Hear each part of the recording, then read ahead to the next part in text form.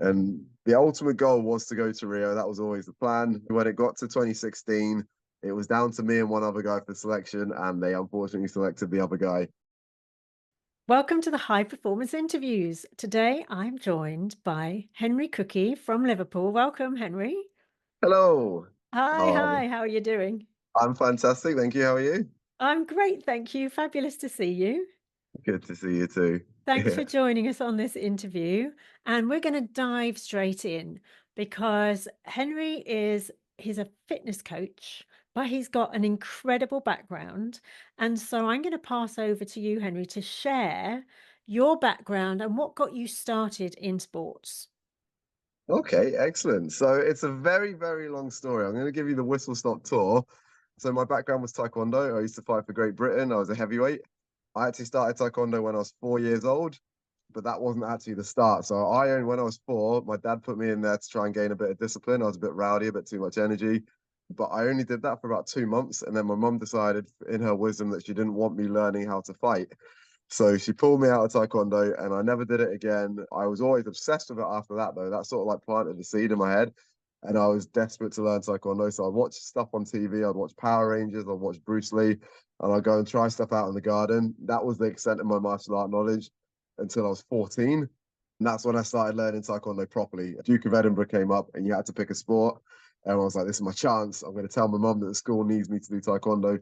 And she has no choice but to let me do Taekwondo. I Sneaky. did it, and that was when I started. Loved it. Like it took me a while to get good at it, but then when I got good, I really got into it. First competition was the British Championships, and I won, which was great. And then from then on, I finally found something that I'm good at and that I really like. I always liked football, rugby, basketball, but I was never that good at them. I knew I was never gonna. I barely make it past the school team. But Taekwondo was one thing I really felt that I was good at. So I didn't go in like into any professional level or anything until after school. So I did the standard school. I went to uni. I wanted to be a chemical engineer, so I did chemical engineering. I graduated and I got a degree. And I started working as a chemical engineer. That's why I moved up to Liverpool. Once I moved up to Liverpool, I saw Beijing Olympics in 2008, and I decided that's where I want to be. I want to be on that Olympic stage. So that's when I thought, right, Olympic Taekwondo is what I want to go, where I want to go. So I found an Olympic Taekwondo club, started training with there, and then it was just climbing the ladder from then. So how I old was were you then, fortunate. Henry? How old was I? I would have been 24, 24 when I started doing Taekwondo at that level. So it's very, very late in my career.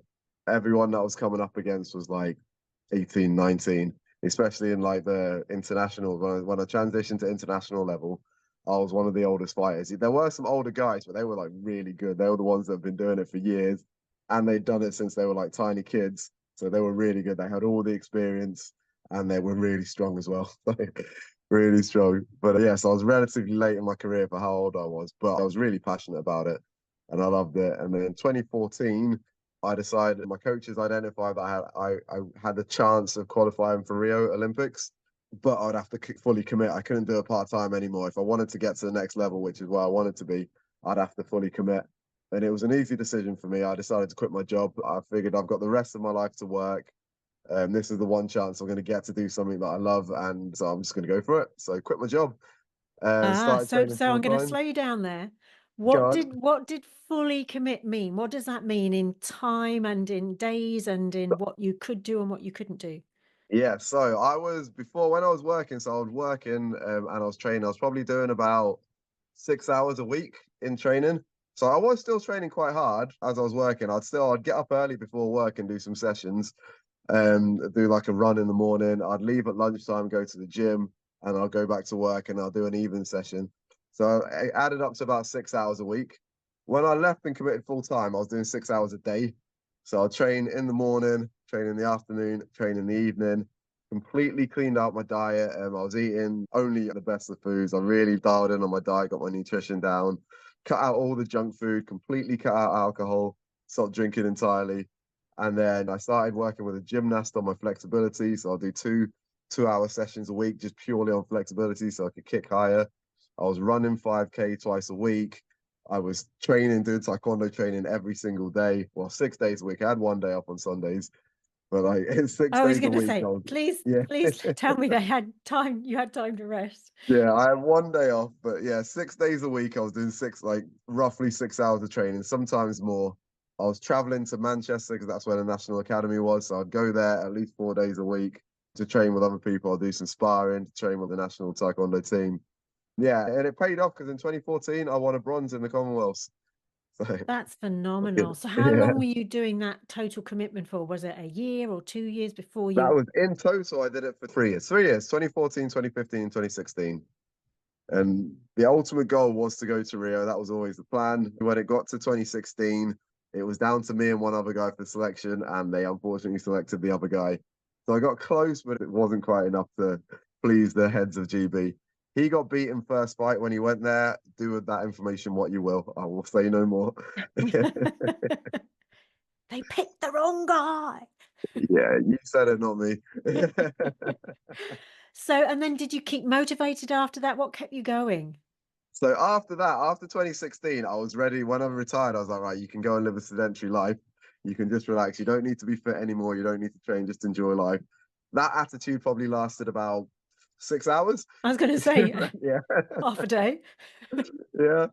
Because then I was like, right, I'm in decent shape, but I don't want to lose that shape. I don't want to like lose my shape. And when you're competitive, when you've got that competitiveness inside you, you want to keep it going. So I was looking for any other challenge that I could do. I was even considering doing other martial arts, but I decided that I needed a break from martial art and that like level of pushing myself.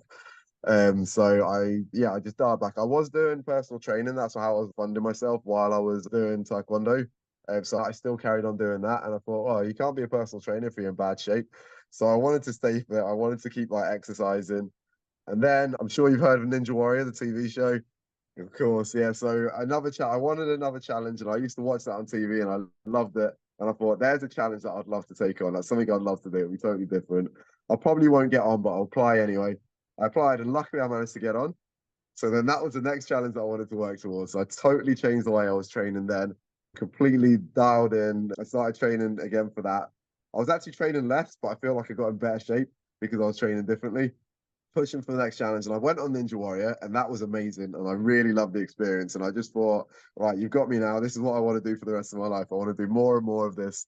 So that was what's kept me training, kept me motivated, and keep on pushing towards that.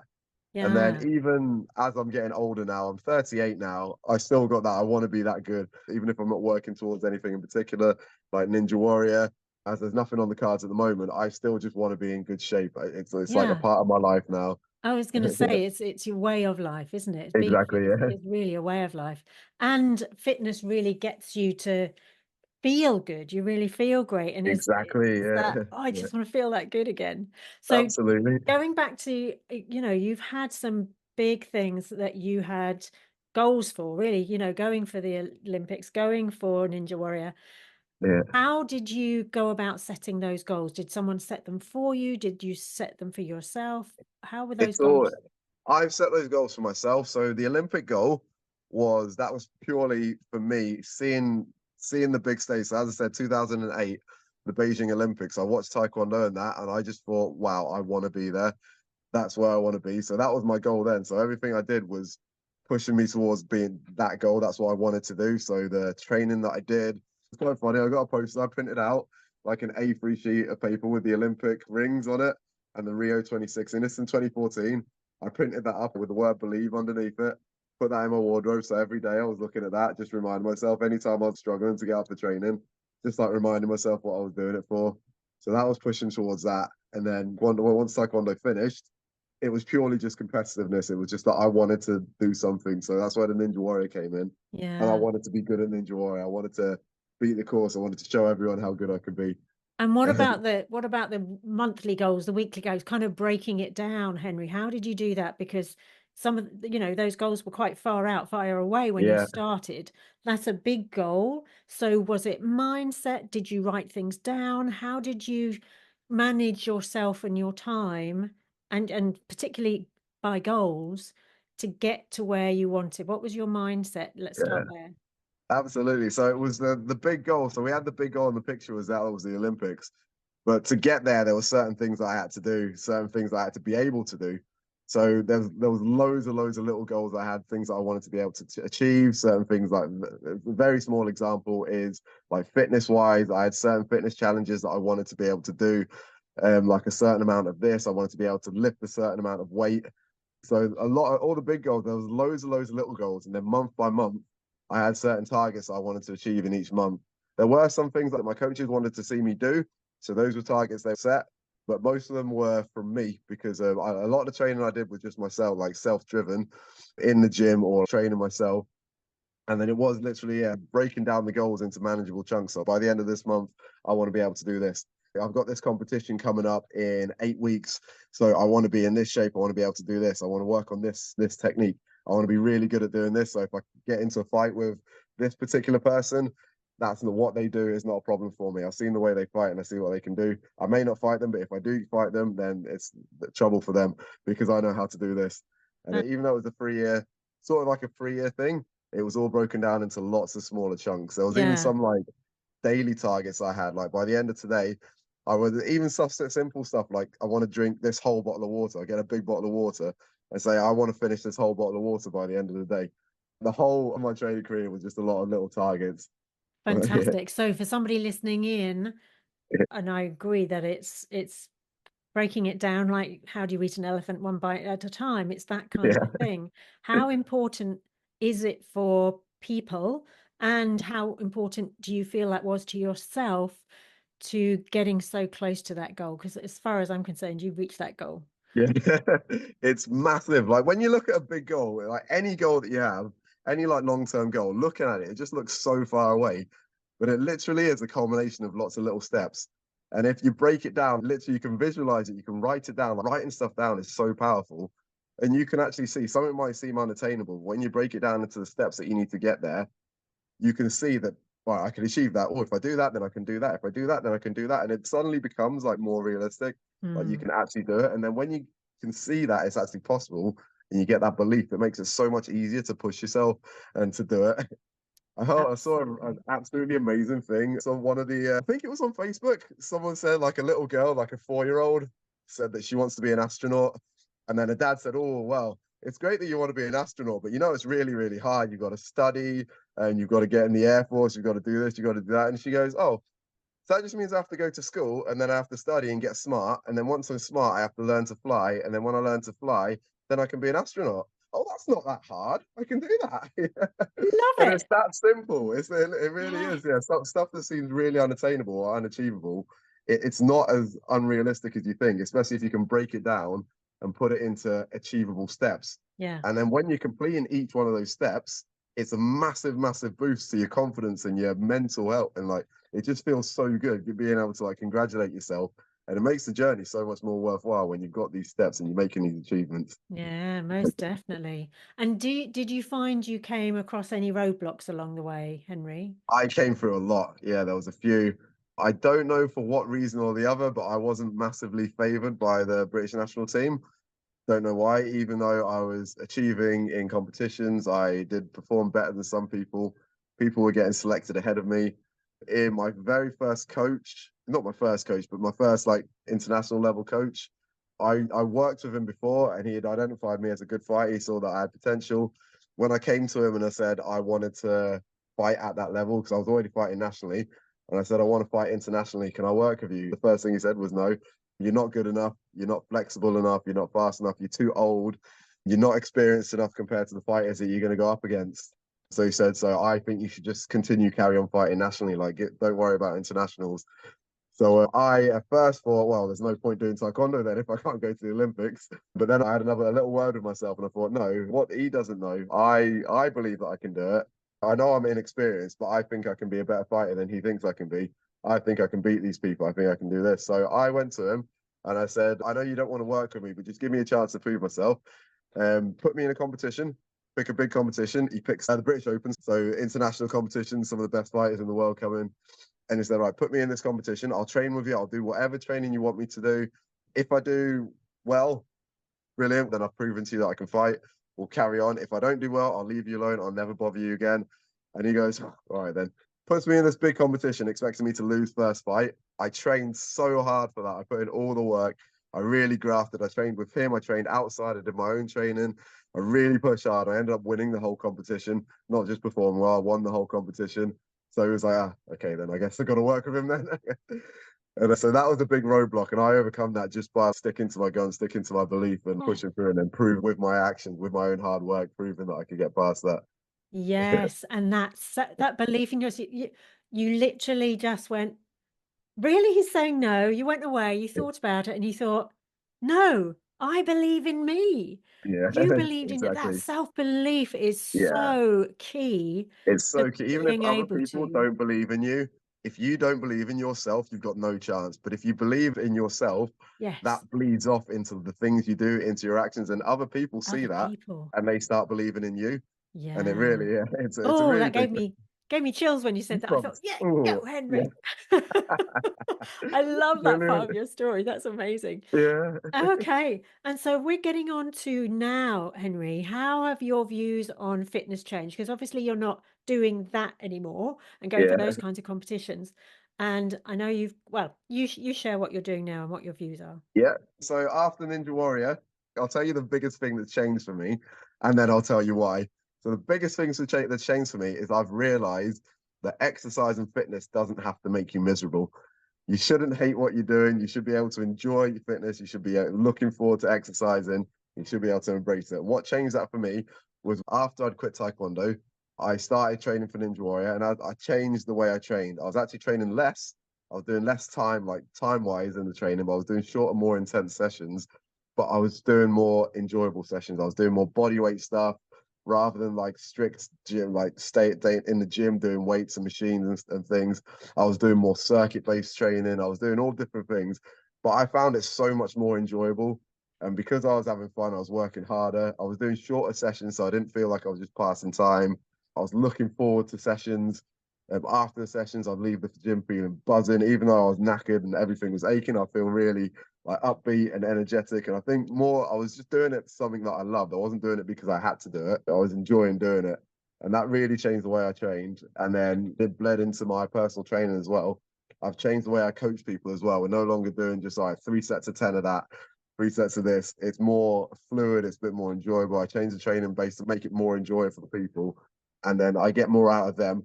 They get more out of it and they work hard and they get better results. So that's been a big change for me. And That's a huge change. And when yeah, you're going 10 sets of this and 6 reps of that, and I'm like, yeah, oh, that's why I hated going to the gym. Apart from exactly. sometimes gyms could be very smelly. They can be, yeah, yeah, But it was like exactly. all of that repetitions, and it's, oh my God, this is just so mechanical. It's so Yeah, boring. And that's people it. love going to the gym to get the results, but when they come to you, they Yeah, can get the results and enjoy it. and enjoy the process. That's the one. Oh, Yeah, fantastic. yeah, So if somebody is sitting here thinking, I want to work with Henry, I want to find out more about how he works, what he does, because I know you do online as well as I local, do. don't you? Yes, How yeah. can they find you, Henry? Because I'll put all So your awesome. So you can details either in the find me description on box. Instagram. So my personal page is Cookey Monster at Cookey Monster. My gym's page is HC Fit One. If you're Googling, just Google HC Fit Ninja Training or Ninja Liverpool, and you'll normally come up one of the top results. So I've got my Ninja Warrior gym. I don't know if I mentioned that or not, but I've got a Ninja Warrior gym. I've got all the obstacles as well as your traditional gym. So we've got a nice fun obstacle course, and that's one of the things I use for training, making it more fun because we do an obstacle course as part of training. It feels like you're just playing in a park, but then you come out and you realize I'm actually knackered. I've enjoyed myself, but I've burnt so many calories and I've got stronger, fitter, more agile. So I do that. So if you're local in Liverpool, that's brilliant. Come along. I'd love to see you come and train with me. If not, get in touch. Instagram, as I say, get on either my page or the gym's page, or get on my website, hc-fit.co.uk, to learn a bit more, and just get in touch with me anywhere you can. I'll be happy to speak to you, even if it's just a chat about your direction in fitness and getting yourself motivated again. But yeah, as I say, I work with people all over the world, different countries, different level, all abilities. You don't have to be a superstar ninja warrior. I work with all ages. I even work with children now as well. So Oh, great. okay, And yeah. so you also work with athletes, don't you? I mean, I do work professional with athletes, athletes. Yeah, I don't you? work with elite athletes as well. Yes. So professional athletes on getting more agile, getting more mobile, but then also the mental side of thing, overcoming obstacles, finding that enjoyment back in sport as well again. I found in Taekwondo, I got to a point where I wasn't enjoying what I was doing. I was doing it, but I wasn't enjoying it. My mental side wasn't there. After I quit, I realized if I had found that enjoyment again, found that love for it, I got back into Taekwondo as well. Back in, was it last year or the year before? It was last year, yeah. So last year, or the year before that, I got back into Taekwondo again, non-Olympic style, just for fun. And I found I was really enjoying just doing it for fun. I wasn't aiming for any high levels, any national teams.